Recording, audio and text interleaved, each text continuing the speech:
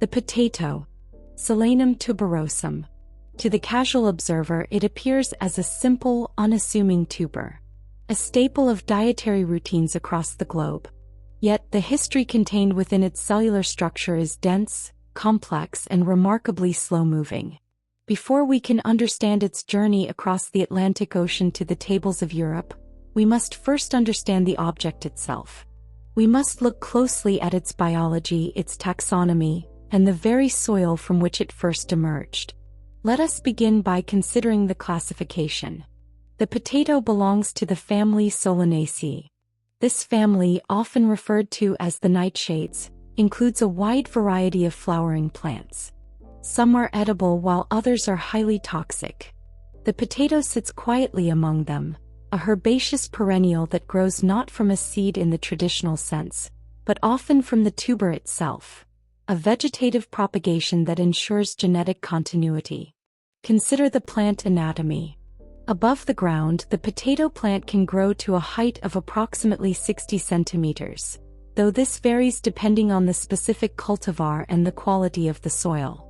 The stems are green, occasionally tinged with purple or brown, depending on the anthocyanin content. They are herbaceous when young, but as the season progresses and the plant matures, the base of the main stems can become somewhat woody. Branching occurs freely.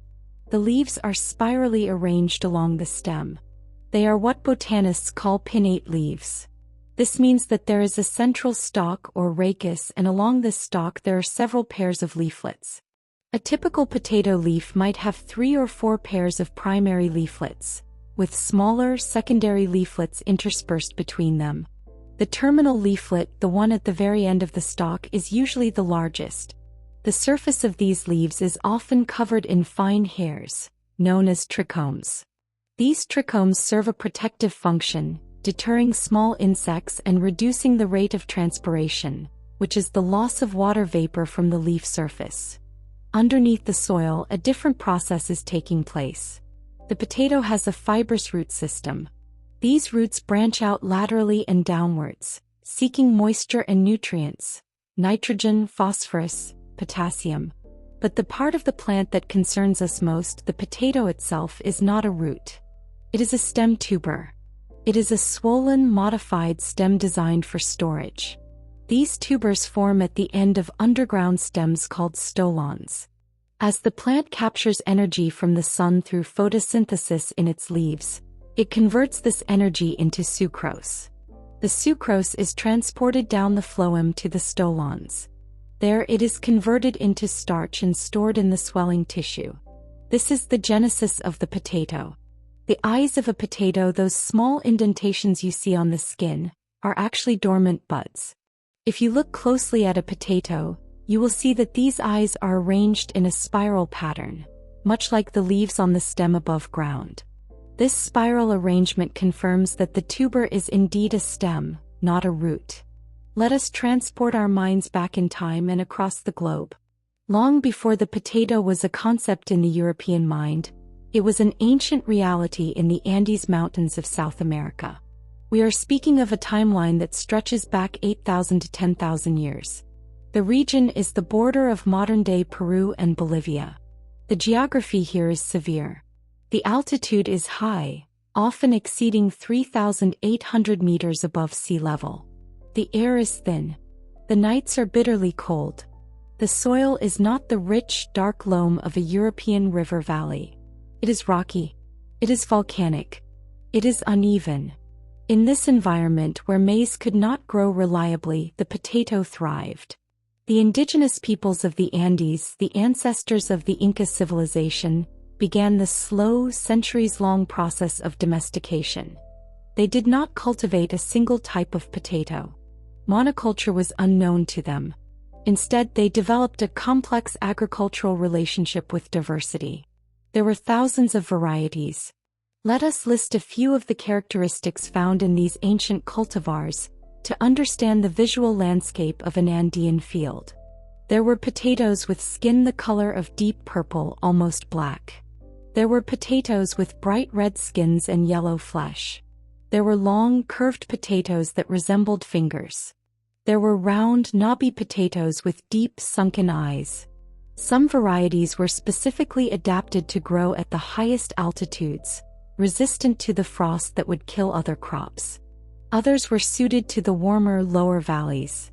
The names of these varieties in the Quechua language reflected their characteristics. There was the Pumap Macan, which translates to Puma's paw, likely due to its shape. There was the Compass, a white potato. The cultivation methods were arduous. The Andean farmers used a foot plow known as the chaquitacla. This tool, simple yet effective, consisted of a wooden pole with a curved metal or stone point and a footrest. A farmer would step onto the footrest, driving the point into the hard earth, and then tilt the handle back to leverage the soil upward. It was a rhythmic, repetitive motion. Step, push, tilt. Step, push, tilt. Hour after hour. Day after day. This manual labor aerated the soil, preparing it for the planting of the seed tubers. Terracing was another essential innovation. To farm on the steep slopes of the Andes, the people constructed andans, step-like terraces carved into the mountainside. These terraces served multiple functions. They created flat arable land where none existed. They prevented soil erosion during heavy rains.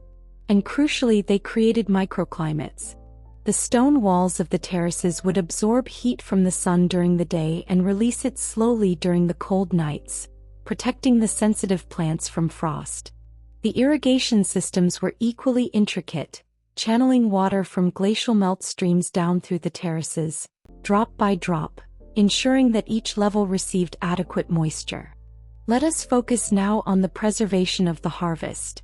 In a time before refrigeration, before industrial canning, the Andean people developed a method of preservation that relied entirely on the climate. This product is called chuno. The process of making chuno is slow. It takes days. It begins with the harvest of frost-resistant potato varieties. These potatoes are spread out on the ground on flat areas of high altitude during the height of the dry season, usually in June or July. At night, the temperatures in the high Andes drop significantly below freezing. The water inside the potato cells freezes, expanding and breaking the cell walls. When the sun rises the next morning, the potatoes thaw. The farmers then walk over the potatoes. They tread on them gently with their bare feet. This treading squeezes out the water released from the broken cells. It also removes the skin. This cycle, freezing by night, thawing and treading by day, is repeated for several consecutive days. 3 days. 4 days. Sometimes 5. The goal is to dehydrate the tuber completely. Once the moisture is expelled, the potatoes are left to dry in the strong high-altitude sun. The result is a hard, dry, chalk-white substance. It is light in weight. It is durable. Chuno can be stored for years, even decades, without spoiling. It was the ultimate security against famine. Could be easily transported. It was this freeze-dried potato that sustained the Inca armies as they marched along the vast network of roads that connected their empire. It was a fuel of conquest, born from the patience of freezing nights. Now we must consider the arrival of the external force. The year is 1532. The Spanish conquistadors have arrived in the region. They are men driven by the search for precious metals. Gold, silver. They are looking for the gleaming treasures of the Inca Empire. They are not looking for botany. They are not looking for agriculture. However, logistics dictate that they must eat. In their chronicles, they begin to mention the local food sources. They see the maize. They see the quinoa. And they see the potato. The first written mention of the potato by a European is generally attributed to Pedro Cieza de Leon. He was a Spanish conquistador and a chronicler of Peru. In his work, Crónica del Perú, published later in Seville in 1553, he recorded his observations. He described the potato as a kind of earth nut. He noted that when boiled, it became as soft as a roasted chestnut. He observed that the skin was no thicker than that of a truffle. But for the Spanish soldiers on the ground in the 1530s, the potato was merely a functional item. It was cheap. It was abundant. It filled the stomach. They began to use it to feed their troops. They used it to feed the indigenous people they had enslaved to work in the silver mines of Potosí. The logistics of the return journey to Europe are where the potato begins its transatlantic migration. A Spanish galleon in the 16th century was a vessel of wood, canvas, and rope. It was not a fast vehicle. The journey from the port of Cartagena or Nombre de Dios back to Seville could take months. It depended on the trade winds. It depended on the currents. It depended on the absence of storms and the absence of pirates. Provisioning these ships was a critical calculation. The standard rations included hardtack, a dry, hard biscuit, salted meat, dried legumes, wine, and water. The potato was added to this list, not as a delicacy but as a supplementary store. Imagine the hold of a 16th century ship. It is dark. It is damp. It smells of bilge water, tar, and unwashed bodies. The potatoes would have been stored in barrels or sacks, likely near the other root vegetables. The conditions were far from ideal for preservation. Humidity was high. Rats were a constant presence. Yet the potato has a certain resilience. Unlike tropical fruits that rot in days, a tuber can survive months of neglect if kept relatively dry and dark. It was in this manner, as a lowly ship's provision, that the potato crossed the Atlantic Ocean. It was not carried in a velvet box like a jewel. It was carried in the dark, rolling with the waves, slowly sprouting eyes in the humidity of the Atlantic. The point of entry into Europe is a subject of some historical debate, but it is widely accepted that the potato arrived in Spain via the Canary Islands. Records from the Canary Islands, specifically from the year 1567, mention shipments of potatoes from Gran Canaria to Antwerp. This suggests that by the late 1560s, the potato was already being cultivated in the Canaries, a stopping point for ships returning from the Americas. From the Canaries, it made the short leap to the Iberian Peninsula. When the potato finally touched European soil, it did not arrive with a manual. There were no instructions on how to grow it, how to cook it, or how to eat it. And here begins the long, slow era of confusion and resistance. Europe in the 16th century was an agricultural society deeply rooted in tradition. The diet was based on the trinity of grain: wheat, rye, and barley. Bread was the staff of life. It had religious significance. It was the body of Christ. A vegetable was something that grew above the ground. A root was something you might eat in times of desperation, like a turnip or a parsnip. But the potato was different. It was strange. Consider the perspective of a 16th century European farmer or botanist encountering this plant for the first time. First, there was the appearance. It was a lump covered in dirt. It was not uniform. Then there was the biology. It did not grow from a seed that you scatter on the field. You had to bury a piece of the food itself to get more food. This seemed counterintuitive. It seemed wasteful. Furthermore, the botanists of the time, the herbalists who catalogued the plants of the world, began to classify this new arrival. They looked at the flowers. 5 petals. Fused at the base. Cone-shaped anthers. They looked at the leaves. And they recognized the family resemblance. The potato looked suspiciously like other members of the Solanaceae family that they already knew. And the members they knew were not friendly. They knew the Atropa belladonna, the deadly nightshade. They knew the mandragora, the mandrake, a plant steeped in superstition and witchcraft. They knew the Hyoscyamus niger, the henbane. These were poisonous plants. They were used in potions. They were associated with hallucinations, with delirium, and with death. Because of this botanical resemblance, the potato was immediately viewed with deep suspicion. It was guilty by association. The herbalists warned that this plant might cause leprosy. They warned it might cause fever. They warned it was a narcotic. In the doctrine of signatures, a prevalent theory at the time which stated that herbs resembling various parts of the body could be used to treat ailments of those body parts, the lumpy, misshapen appearance of the potato was thought to resemble clumsy hands or diseased growths. Therefore, it was reasoned eating it might cause such growths. There was also a religious dimension to the resistance. The potato is not mentioned in the Bible. For the deeply pious populations of Europe, particularly in regions like Scotland, this was problematic. If God had intended for man to eat this root, surely he would have included it in the Holy Scriptures alongside wheat, vines, and figs. Its absence suggested that it might be unholy. It grew underground, in the dark, closer to the devil than to the heavens. It was nicknamed the devil's apple in some regions. So, for the first century of its existence in Europe, the potato remained a botanical curiosity. It was grown in the gardens of the wealthy, but only as an ornamental plant. People admired its flowers. The purple and white blossoms were considered quite pretty.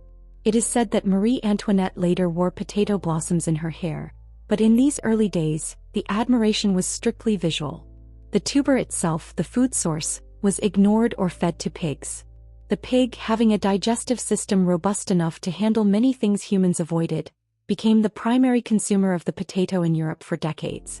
Let us examine the spread country by country to see how this resistance was slowly, very slowly overcome. We look first to Spain. As the point of entry, Spain was the first to have access. Hospital records from Seville in 1573 show receipts for the purchase of potatoes. They were bought to feed the patients. This indicates that there was a recognition of its nutritional value, or perhaps simply its low cost for charitable institutions. But it did not catch on with the general public. The Spanish peasants were accustomed to their own crops and saw no reason to adopt this strange foreign root. In Italy, the potato arrived shortly after Spain. It was sent to the Pope. The naturalists in Italy were active and curious. They called it tartufo, or tartufli, because of its resemblance to the truffle, another tuber found underground. This word, tartufo, would eventually travel north to Germany and transform into Kartoffel. But even in Italy, with its rich culinary tradition, the potato did not immediately find a place on the plate. It remained a garden oddity. Let us move north to England and Ireland. The introduction of the potato to the British Isles is often surrounded by myths involving Sir Walter Raleigh or Sir Francis Drake. While the exact details are lost to history, by the late 16th century the potato had arrived.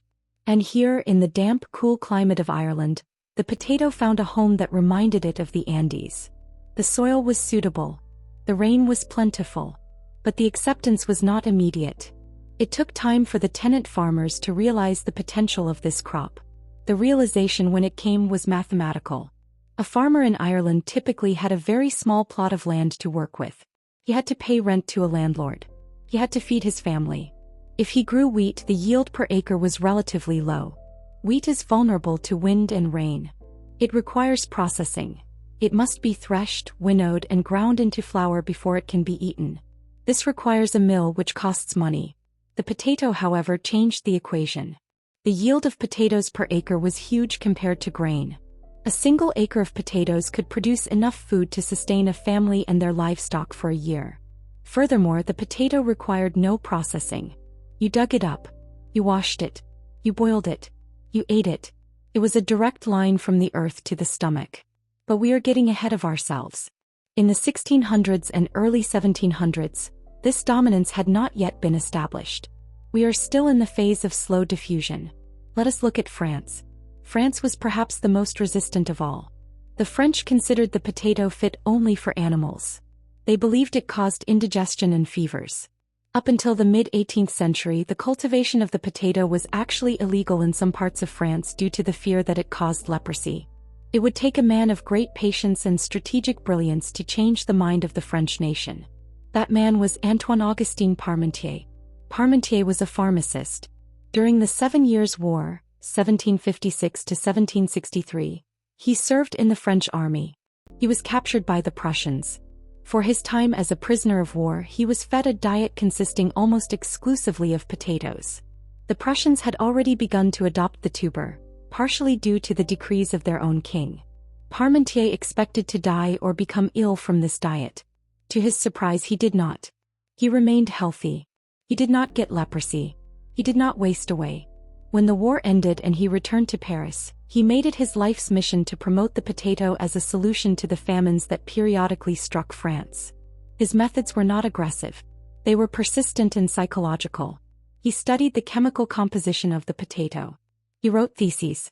But he knew that science alone would not convince the superstitious public or the conservative farmers. He needed a spectacle.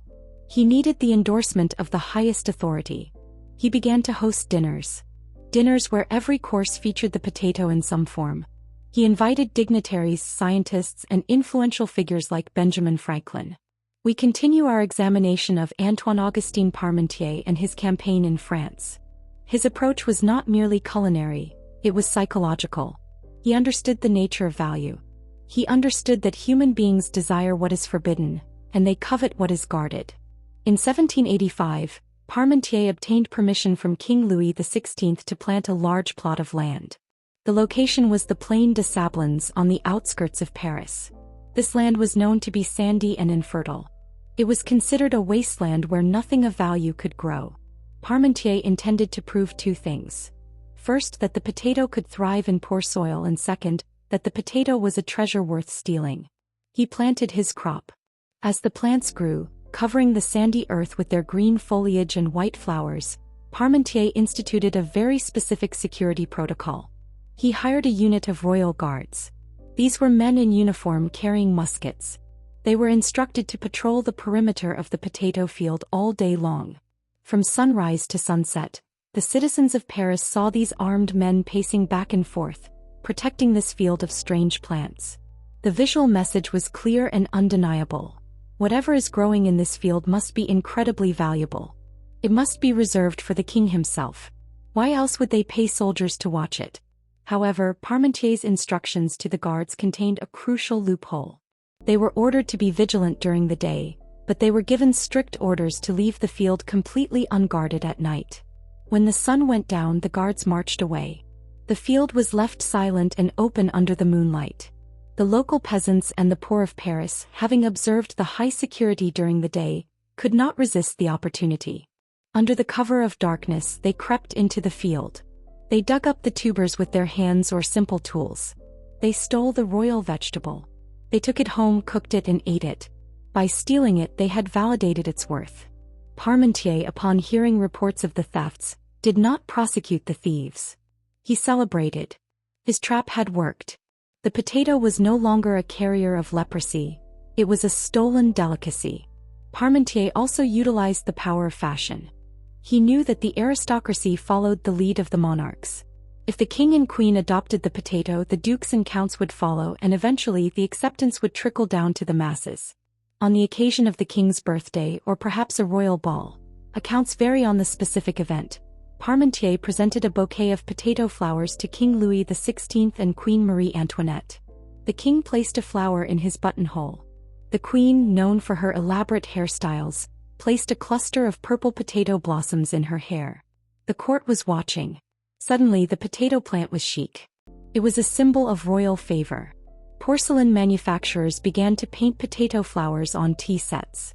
The stigma of the devil's apple began to fade, replaced by the allure of the French court.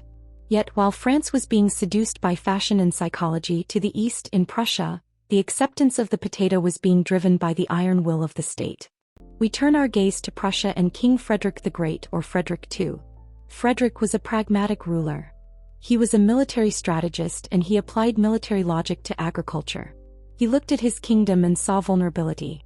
Prussia had suffered through famines. The grain supply was inconsistent.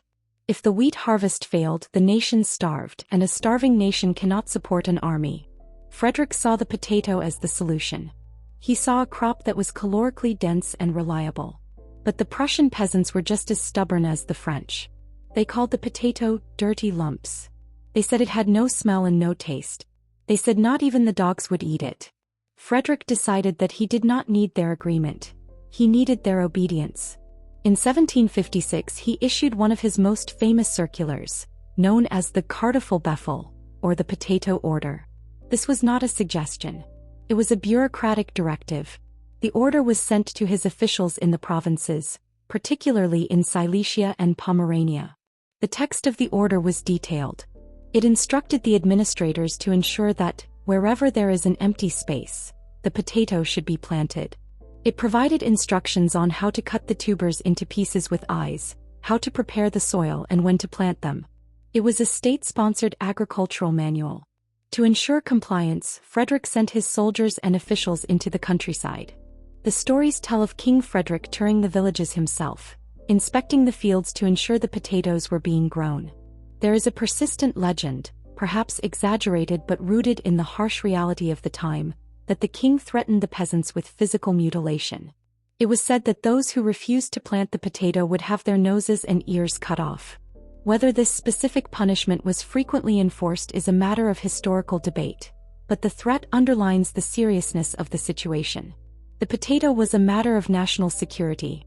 The resistance slowly crumbled under the pressure of the state. But the true turning point for the potato in Prussia, and indeed in much of Central Europe, was not an edict but a war. The War of the Bavarian Succession, 1778 to 1779, is a conflict that few remember for its battles. Indeed, there were very few major battles. It is often referred to jokingly by historians as the Kartoffelkrieg, the Potato War. In a traditional war of that era, armies would maneuver to cut off the enemy's supply lines. They would forage for food in the countryside. Soldiers marching through a field of wheat would trample the crop, destroying it. If they wanted to burn the food supply of the enemy, a wheat field burns easily. The grain stands high and dry. A torch destroys a year's worth of labor in minutes. The potato, however, changed the tactical reality of warfare. The potato grows underground. An army can march over a potato field, horses can trample the leaves, and the food source remains safe, buried inches below the soil. You cannot easily burn a potato field. To destroy the crop, soldiers would have to stop, dig up every single plant and carry them away. This was too time-consuming. During the War of the Bavarian Succession, the opposing armies of Prussia and Austria spent much of their time maneuvering and trying to deny each other food. They ended up eating the potatoes they found in the local fields. The soldiers, many of whom were conscripted peasants, survived on potatoes.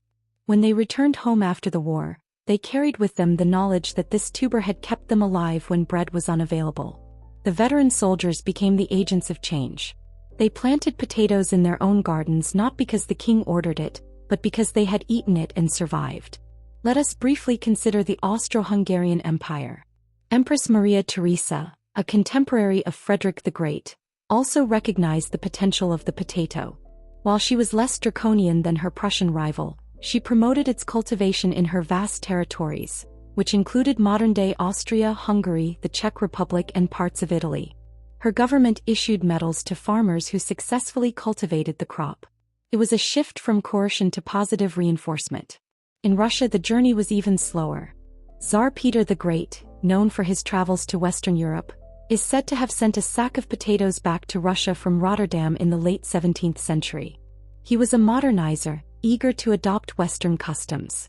However, the sack of potatoes remained a curiosity. The Russian Orthodox Church was a powerful force, and the devil's apple narrative was strong. The Old Believers, a faction within the church, were particularly opposed. They argued that because the potato was not mentioned in the Bible, it was an abomination.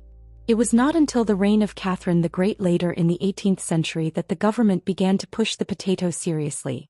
But even then it met with violent resistance. In the 1840s, famously, there were the potato riots in Russia.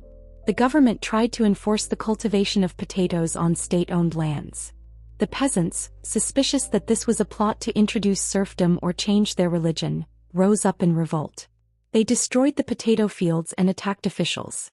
It took military force to quell the riots and enforce the planting of the tuber. We must also look at the scientific community's role in England. While the Irish were already eating potatoes out of necessity, the English were more skeptical. The Royal Society, the prestigious scientific academy in London, became an advocate. In the 1660s and 70s, members of the Royal Society urged the landed gentry to plant potatoes to prevent famine. They published papers on the yield per acre. They discussed the potato's ability to feed pigs and cattle, which in turn fed the people. It was an argument based on economic efficiency. Slowly, the landscape of Europe began to change. The open fields, once dominated entirely by the golden waves of wheat and rye, began to be punctuated by the low green rows of the potato. The impact on the population was profound. We must pause here to consider the caloric mathematics of this transition. Before the potato, European agriculture was caught in a trap of low yields. A field of wheat might yield 5 or 6 grains for every 1 grain planted. In a bad year it might be 3 to 1. After saving seed for the next year and paying tithes to the church and taxes to the Lord, there was often barely enough left to survive. Famine was a regular visitor. It came every decade. Check the population growth. The potato broke this cycle. The caloric yield of an acre of potatoes was 2 to 3 times that of grain. Furthermore, potatoes are rich in vitamin C. Before the potato, scurvy was common among the poor in winter, when fresh vegetables were unavailable. With the introduction of the potato, which could be stored in root cellars through the winter, the incidence of scurvy dropped. The population became healthier. Child mortality rates began to improve slightly. People grew taller. This nutritional revolution laid the biological foundation for the Industrial Revolution. As the population grew due to this reliable food source, there was a surplus of labor. The countryside became crowded. The younger sons of farmers who now had no land to inherit because the plots were too small to subdivide further, began to look towards the cities. They moved to Manchester, to Liverpool, to Lille, to the Ruhr Valley. They became the workforce for the factories. It is not an exaggeration to say that the steam engine and the power loom were fueled in a biological sense by the potato. However, this reliance came with a hidden danger. A terrible danger. As the 18th century turned into the 19th, the dependency on the potato deepened, particularly in the poorer regions. And nowhere was this dependency more absolute, more critical, and more dangerous than in Ireland. In Ireland, the potato was not just a crop. It was the entire economy of the poor. The land system in Ireland was dominated by the con-acre system and subdivision. British landlords owned the vast majority of the land. They rented it to tenant farmers who rented it to subtenants who rented it to cottiers. The plots of land available to the majority of the Irish Catholic population were tiny, often less than an acre. On such a scrap of land, you could not grow enough grain to pay the rent and feed a family. But you could grow enough potatoes. The specific variety that came to dominate the Irish fields was the lumper. It was a high-yielding potato. It was large, knobby, and coarse-skinned. It was not considered particularly delicious. It was often described as watery, but it grew in huge quantities even in poor, wet soil. It was the workhorse potato. By the early 1800s, millions of Irish men, women, and children were surviving almost exclusively on the lumper potato and a little milk. It was a monoculture in the truest sense of the word. Genetic diversity, which had been the safety net of the Inca farmers in the Andes, had been lost. In the Andes, if a frost came, the frost-resistant varieties survived. If a wet season came, the rot-resistant varieties survived. In Ireland, there was only the lumper. Every plant was genetically identical to its neighbor. The fields were a clone army, vast and uniform, waiting for a specific enemy. That enemy was a microscopic organism. Its scientific name is Phytophthora infestans. It is an oomycete, a water mold, though for a long time it was classified as a fungus. It evolved in the Toluca Valley of central Mexico. For centuries, it lived there in balance with the local wild nightshades. But in the 19th century, with the increase in global trade, with faster ships crossing the Atlantic, the mold began to travel. It was carried, likely in a shipment of seed potatoes, to the eastern United States. From there it crossed the ocean to Belgium. And from Belgium the spores were carried by the wind across the channel to the damp, green fields of Ireland. The year was 1845. The summer had been unusually warm and humid. Perfect conditions for the mold. The farmers looked at their fields in July, and the plants looked healthy, green and vibrant. But the spores were landing. The spores need water to move. On the wet leaves they germinated. They sent microscopic threads into the leaf tissue. They began to consume the plant from the inside. The wind carried the spores. They were invisible to the naked eye. They landed on the leaves of the lumper potato plants across the Irish countryside. It was August. The weather was damp and foggy, conditions that the organism found ideal. The infection did not announce itself immediately. For a few days the fields looked green. But inside the cellular structure of the leaves, the Phytophthora infestans was feeding. It was sending out its mycelia, draining the nutrients from the plant cells, killing them as it advanced. The first sign was the spots.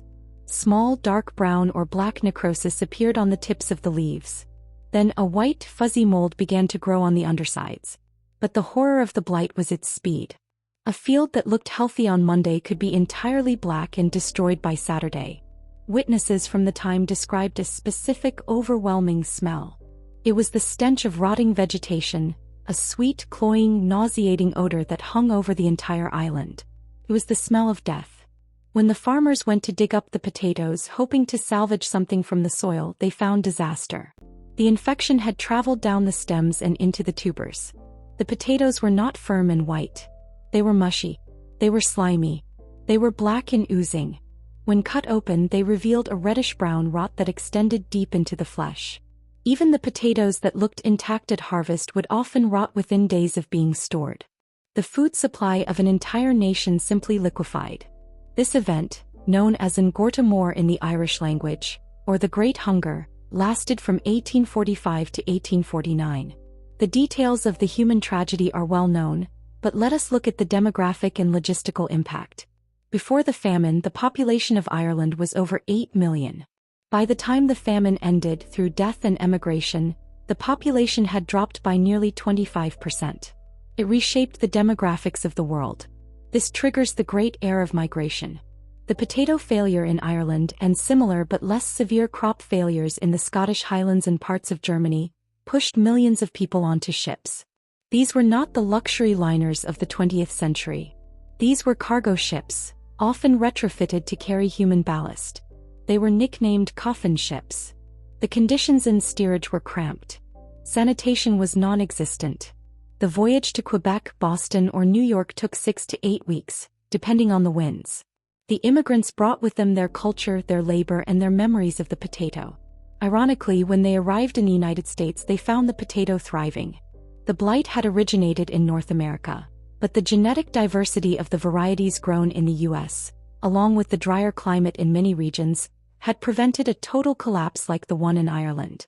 The catastrophe in Ireland sparked a frantic scientific search for answers. For years, the cause of the blight was debated. Some said it was the weather. Some said it was the smoke from locomotives. Some said it was divine punishment. It was not until the 1860s that the German mycologist Anton de Berry conclusively proved that the fungus, now classified as an oomycete, was the cause of the disease, not the result of it. This was a triumph of the germ theory of disease applied to botany. But identifying the killer was one thing, stopping it was another. The solution came, as many great discoveries do, by accident. We must travel to the vineyards of France in the 1880s.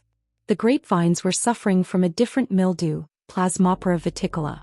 A botany professor named Pierre-Marie Alexis Millardet was studying the disease in the Bordeaux region. One day Millardet noticed something curious. The vines closest to the road were healthy. They still had their leaves, while the vines further back in the vineyard were withered and brown. He asked the farmer why this was. The farmer explained that he sprayed the vines along the road with a mixture of copper sulfate and lime. The mixture was blue and looked poisonous. He did this not to cure disease, but to deter people walking by from stealing his grapes. Millardet had his eureka moment. The mixture intended to scare off thieves was killing the fungus. He returned to the laboratory. He experimented with different ratios of copper sulfate, hydrated lime, and water. In 1885 he published his findings. The mixture was named Bordeaux mixture. It was the world's first effective fungicide. It saved the French wine industry, but it was quickly applied to the potato fields. Farmers finally had a weapon. They could spray their crops. The copper ions inhibited the germination of the fungal spores. The terror of the blight was brought under control by chemistry. As we move into the 20th century, the history of the potato shifts from survival to industry. The focus moves to the United States, specifically to the state of Idaho. Here, the volcanic soil, rich in minerals, and the warm days and cool nights created the perfect environment for a specific variety, the russet Burbank. The russet Burbank was developed by the horticulturist Luther Burbank in the 1870s. It was a mutation, a sport, of another variety. It was resistant to disease. It was large. It had a thick, rough skin, russet, which protected it during transport. But most importantly, it had a high starch content and a low moisture content. This made it the perfect baking potato. It became the gold standard. But the true industrialization of the potato arrived with the invention of the frozen French fry. In the 1940s and 50s, the J.R. Simplot Company, based in Idaho, began to experiment with dehydration and freezing. Simplot was a supplier to the U.S. military during World War II, providing dehydrated onions and potatoes. After the war, he looked for new markets. He perfected a method to cut potatoes into strips, blanch them to stop the enzymes, partially fry them in oil and then freeze them. This innovation changed the restaurant industry forever. Before this, every restaurant had to peel and cut potatoes by hand. It was labor-intensive. The quality was inconsistent. Simplot pitched his frozen fries to a man named Ray Kroc, who was in the process of building a hamburger franchise called McDonald's. Kroc was obsessed with consistency. He wanted a fry in Chicago to taste exactly the same as a fry in Los Angeles. The frozen russet Burbank from Simplot's factories provided that consistency. Let us examine the modern journey of an industrial potato. It begins in a field that is monitored by satellite. The irrigation is automated. The harvest is mechanical. Huge combines lift the potatoes from the earth, separating them from rocks and vines. They are loaded onto trucks and taken to a climate-controlled storage facility. Here they can be kept for months at precise temperatures to prevent the starch from turning into sugar. If the sugar content is too high, the fries will turn brown too quickly when cooked, due to the Maillard reaction. This is undesirable. The industry demands a golden fry. From storage, the potatoes move to the processing plant. They are washed. They are peeled not by knives but by steam. The potatoes enter a high-pressure steam chamber. The pressure is released instantly, and the skin literally explodes off the surface of the tuber. They are then shot through water pipes at speeds of up to 60 miles per hour. They pass through a grid of knife blades, cutting them into the familiar shoestring shape. Then comes the sorting. Optical sorters equipped with high-speed cameras scan every single fry as it flies through the air. If a fry has a black spot, a defect, or is too short, a jet of air blasted out of the line. It is a symphony of efficiency. The surviving fries are blanched, dried, par-fried, frozen, and bagged. They are shipped globally. A potato grown in Idaho might be eaten in Tokyo. A potato grown in the Netherlands might be eaten in Cairo. Today, the potato is the world's fourth largest food crop, following maize, wheat, and rice. It is grown in over 160 countries. It has traveled from the high Andes, carried in the pouches of Inca travelers, to the wooden holds of Spanish galleons, to the royal gardens of France, to the desperate fields of Ireland, and finally to the stainless steel factories of the modern world. It is a survivor. It has adapted to the thin air of the mountains and the heavy soils of the lowlands. It has survived frost, rot, and the suspicion of kings. It has fueled armies and sustained the poor. It is, perhaps, the most humble and yet the most significant vegetable in the history of human civilization. As you close your eyes, picture the tuber resting in the dark, cool earth. It is silent. It is waiting. It is growing cell by cell, slowly accumulating the energy of the sun, preparing to feed the world once again.